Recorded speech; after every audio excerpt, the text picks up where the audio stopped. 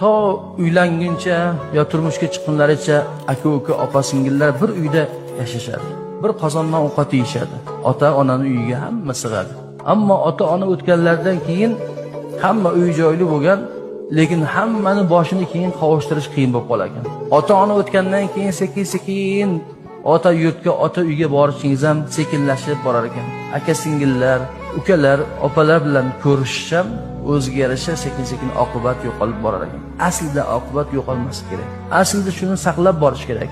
Ota-onaning ruhi aynan mana shu narsadan shod bo'lar ekan. Farzandlarining hamjihatligidan, ittifoqidan, mehribonchiligidan. Shuning uchun erkak odam opasi va singlisi yo'lda hech dunyoni ayamas kerak. Ayoli, farzand u sizniki.